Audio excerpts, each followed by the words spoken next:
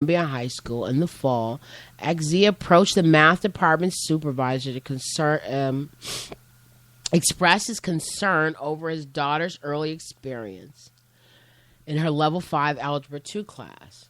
XZ was told by the supervisor that the daughter was one of a group of students that the math department was aware had not received instruction in middle school mathematics necessary to absorb content in Level 5 algebra, and therefore may not have been adequately prepared.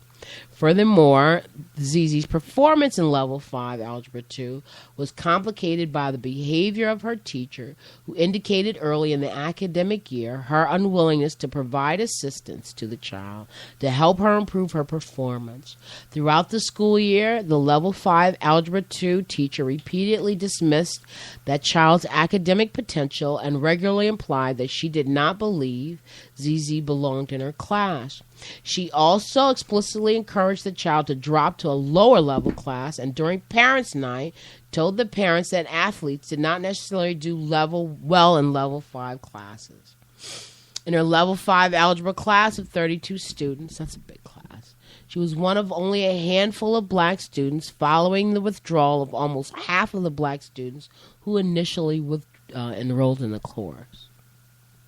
Further disadvantaging, I've never read that word before, Zizi was her guidance counselor's lack of knowledge concerning the material differences in math levels at the high school.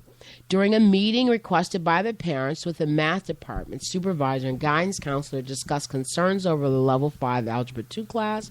The counselor stated that it was her understanding that there was no substantive difference between Level 4 Honors Algebra 2 and Advanced Honors Level 5 Algebra 2, and that Zizi should level down.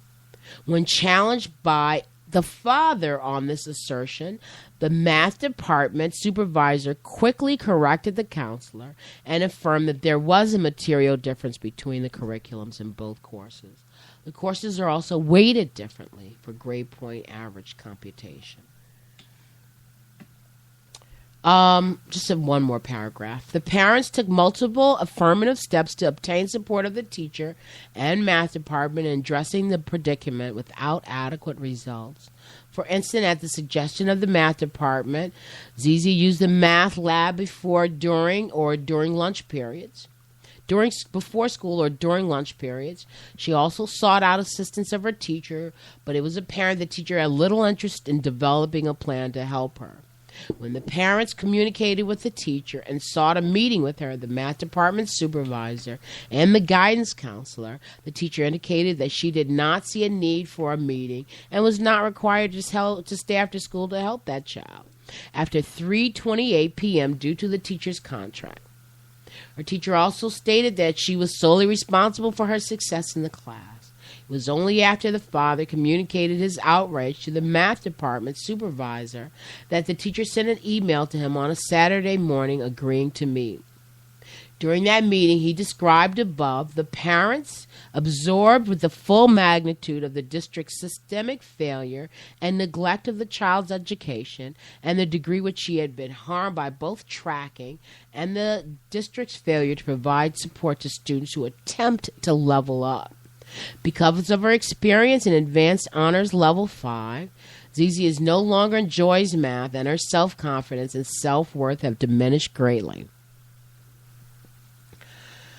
Her experience in the math department during that year affected her overall academic performance and her performance in varsity athletics. Because of the district's failure to utilize a transparent process for placement in the highest level classes, coupled with a varied curriculum, this person has been harmed in a number of ways and is representative of the class of high-performing black students. Her transition between levels has caused emotional harm. Her enthusiasm for math has subsided, and her confidence has been unnecessarily eroded. While she did not go down to a different academic level, her grades suffered. Had the district provided the same curriculum to all students in the middle school, or made the tracking process transparent for parents, This child and other similarly situated high-performing black students would not have been tracked into lower-level classes or placed into high-level classes without adequate preparation.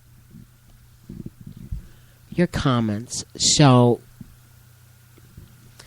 I'm gonna. Evidence of disparate impact and discipline. Overall, New Jersey schools suspend students. Wait. I think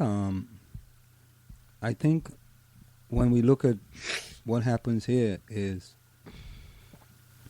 and this is basically part of the problem, in that you as a parent have to fight the system in order to get your kids what they deserve. You shouldn't have to fight the school system. If you have certain policies and procedures in place, and I meet those objectives or whatever those policies and procedures, I shouldn't have to fight you for my kid to get the benefits of the school system. Right. Because the school system is a place where every creed and race is supposed to find an equal place. Hopefully. That's what it's supposed to be. But we can say now for sure, well, we know for sure that in our system, school system here in South Orange and Maplewood, every creed and race is not finding an equal place. And this is only one example of what happens in the school system. And I can tell you, there are many more ZZs, ZAs, ZBs, ZCs. There's a lot of others who, when the school system tell them, well, you know what? Your child didn't qualify. They just said, okay, and they left it alone because they may not have known the system. Or they may be from another country, another island, and they left it alone. So here we have this one parent who decided, you know what? Enough is enough. I'm going to take the bull by the horn and I'm going to run with it. And mark my word, South Orange Maplewood School District is never going to be the same after the 13th of October 2014. I guess that's when the complaint came out. It's never going to be the same. And they cannot do business as usual anymore. And you know what the sad thing is? Through all these years, all the people of color that sat on the Board of Education, and basically they went to the dentist and they injected Novocaine in their gums, and it's been like a permanent Novocaine. They were absolutely silent on what was going on in our school system. And that's sad. And I said it before. You hear me say, right? What are the people of color who are going to sit on the board do about what's going on in the school system? What are they going to actually do? We gotta ask these questions sometimes. We gotta ask it. What did Sandra Kareem do? She sat on the board for a long time, right? What is the Muhammad young lady doing? She's sitting on the board. I mean, what did Anthony Green did? He sat on the board, right? What did all these people of color who sat on the board actually, and as a matter of fact, you know what? Don't give me the excuse of that. Well, it's, what is 7 of them? 7 or 8 of them? Right? Don't give me the excuse that, well, it's only me.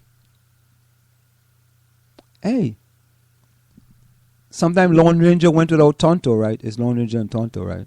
Right? Is that correct? Go ahead. I mean, correct me if I'm wrong. You know, I'm not going to correct you because you're on a soapbox, so I'm going to let you keep going. I'm on a soapbox. Yes, you are. So what you're saying that what I'm talking about is not true? Is not reality? You know, I mean, well, there's a reality to it, and then there's something else to it also. Another aspect, another perspective of. And I'm not going to try to overtalk you, so I'm going to let you go ahead. Yeah. So you are saying that? I'm saying that because somebody is of color, brown, black, whatever you want, African American, whatever you want to call them, that doesn't necessarily mean that they're going to represent you. And just be, I mean, really, just because somebody is black doesn't mean that they're going to represent your interests. Because there's other divisions. Just because somebody's white doesn't mean that they can't represent my interests. And I'm not saying. I'm not saying. Because you want to go on your okay, go ahead. Let me scoot back so you can get on your box. No. Go ahead. I not finished my point. Can I finish my point? So for you to say, well, what did so and so do? What has this one done? What has that one done? Who to say that I'm holding these black representatives or people of color, because they're not just black people, there's some other people, colored people on there, then I'm holding them accountable.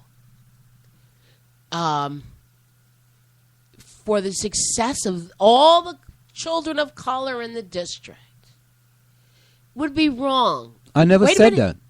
I never said that. But you're asking what are they going to do? And I'm telling you, I would not expect them to do anything. And I'm going to tell you why. Because there's more divisions in society than racial divisions. But I never said that. Finishing. So we have a division. I mean, there's some people, it's about a class issue. It's about what part of town you live in. It's about the people you associate with. So if you are Laura Jones and you're living high up on the hill and all you know are other attorneys, you're not thinking about anybody who's living in Maplewood because they don't affect you. Those people may or may not have voted for you, and you don't come in contact with them at any kind of social function. So you're not there to advocate for them. These same people will say, there was also Jennifer Payne Parrish, who was another black person who was on the board. These people will say, well, listen, you don't come out, you don't support, you don't make your voice known, you may not have voted for me, I did no coffee in your area. So again, yes, it comes down, and for me, in this case, it comes back to the amount of civic participation people have in order to push a politician or any elected official into doing something that they want. Just as you have echoed many times, many times, that you got things done because you knew the right people. Well, if people don't know that they have to know the right people or that they have to be engaged, then their child does not get any kind of representation.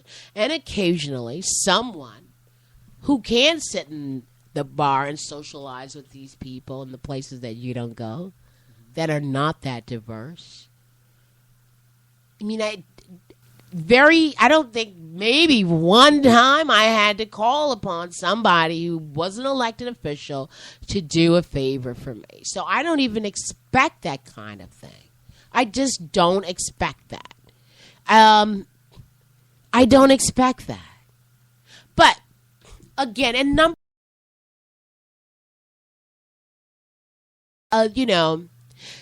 in talking with the elected officials that we spoke with this week and that you spoke with on air, that I spoke with off air, we recognize that it is the same people of color, the same black people who are always at everything.